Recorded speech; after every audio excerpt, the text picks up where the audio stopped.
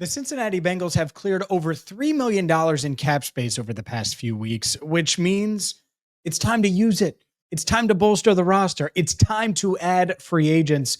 Let's dive into why, obvious weaknesses, and the players they could target right now on Cincinnati Bengals Talk.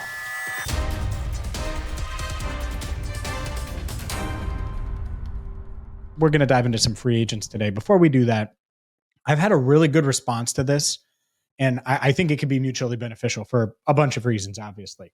But if you're a local business and you're interested in reaching a huge group of Bengals fans, well, reach out to us about a potential sponsorship. That said, let's get into it. I have two words: add players. That's right, add players. The Bengals need to add players. They need to be in adding mode. It's interesting. I went back and at the NFL Combine, Duke Tobin was talking about, it's a full offseason. The offseason doesn't end after the draft. The offseason doesn't end after free agency. The offseason doesn't end from a roster building standpoint really until camp, and even then into the season. And I get that. You want your roster to continue to evolve and look different and all of those things. And if the Bengals, if that's their approach, well, then the moves that they've made, the Geno Stone move, the Zack Moss move, where you essentially guarantee that Moss is going to be on the roster if he's healthy. Geno Stone's going to be on the roster, but you get them to take pay cuts. You free up over $3 million in cap space. Of course, that gives you some flexibility to re-sign Trey and give Trey more money. And I could have done the whole Trey Hendrickson video. Look, the national reports are saying there's optimism. I think it's because the Bengals plan on keeping Trey. It doesn't mean that they're close to a deal. Maybe a deal happens today. Maybe it happens next week. Maybe it happens next month. As long as you get something done before training camp, much like I wasn't worried about Joe Burrow, who, shocker, showed up for offseason workouts. I'm not worried about Trey Hendrickson not being there at offseason workouts. I know Trey Hendrickson is putting his time in and doing everything that he needs to do from a work ethic standpoint to be prepared for the 2025 season. And so I'm more worried about right now and in the coming days, the Bengals adding key players. That's why instead of doing the Trey Hendrickson video, which I'm sure we'll do at some point, I said, no, I want to talk about free agents today. The Bengals need to make their roster better. I was on Cincy 360 on ESPN 1530 with Tony Pike on Wednesday. And he said, James, he asked me, do you think the Bengals are a Super Bowl contending roster or a competitive roster? And I said, well, it's a trick question. They're a competitive roster, not a Super Bowl contending roster.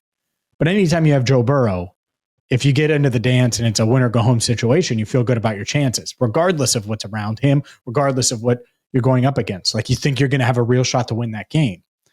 And that's the problem here, is when I look at the rest of the Bengals roster, it's much like last year where their top guys, Joe Burrow, Jamar Chase, Trey Hendrickson, T. Higgins, Orlando Brown Jr., and then it's kind of like, all right, well, what about guys 6 or 7 through 20? Who's there? Who's the really high-end B+ to B to B- players? And that's where their roster needs to get better. And that's why I would add the Brandon Sherf. Makes so much sense in the world. No one's going to argue if you add Brandon Sherf. Will Hernandez. Let's just say the Bengals are out on Brandon Sherf, or Brandon Sherf is going to retire, or he wants $50 million a year to come out to not retire and play. Fine. Let's just say that. Well, Will Hernandez is a guy that you could add that has right guard and left guard experience. He's coming off of an injury. He's not going to cost a ton, is more proven than Cordell Volson. And that's why there's really no excuse for the Bengals to not add to this roster. One, they should be a Super Bowl contender and be thinking that way. Two, they have all these levers they can pull to clear up more cap space. Jermaine Pratt could be cut any minute. He may be cut by the time this video airs. Like, you free up $5.6 million in cap space. It's going to happen. Cordell Volson.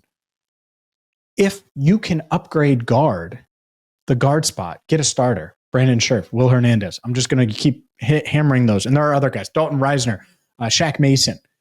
Shaq Mason's not even going to cost a lot. A lot of people think he's washed. I don't think so. I think he can play at a really high level and would probably push for a starting job, if not start, if you signed him. But you could add one of those guards And most of them outside of Sherf are probably going to cost what Cordell cost this year, $3.6 million or less. And so that's what's interesting to me. It's like, all right, how aggressive do you want to be, Bengals? Because you could really upgrade your roster at guard. You could really upgrade your roster at safety. Julian Blackmon is someone that would make a ton of sense. And let's just say you take the $1.5 million you save from the Geno Stone deal and $1 million that you saved from a cap space standpoint with Zack Moss. You telling me Julian Blackmon's going to turn down 1 year, $2.5 million when he could come in and maybe win a starting job, maybe beat out Geno Stone? I would like that from a competition standpoint and certainly a depth standpoint as well. I don't think there's another person in Bengals media that believes in Tycen Anderson as much as me. But if the Bengals don't view him as a deep safety, well, it's Geno Stone, and then you're starting Jordan Battle, and then nothing. And I do know the Bengals really like Kevin Winston Jr. I do know that they were in on him as early as round 2, certainly in round 3. They felt like they needed to get a guard. And so, like, it's not like safety isn't something that they've been thinking about, concerned about, wanting to address. Julian Blackmon makes a ton of sense. Another guy, Justin Simmons, makes a ton of sense. Why would you not be open to Justin Simmons at the right price? And so I think Simmons is less likely than Blackmon, because if you sign Simmons, you're probably telling him, all right, hey, you're going to start. But maybe you go with some three safety looks as well. I think that would be an intriguing situation or intriguing look in general. The other position that is interesting to me is defensive tackle, and just trying to add a 3-tech. And there's just not many, but Maurice Hurst is certainly someone to pay attention to. And outside of that, I'm just looking here. Jordan Whitehead could be another safety that potentially is on the Bengals' radar. Marcus Williams, maybe they think he has something left from a free safety standpoint. You could go after him. Taven Bryan at defensive tackle. Maybe you think he's going to be able to give you just a little bit more pass rush, compete for a roster spot.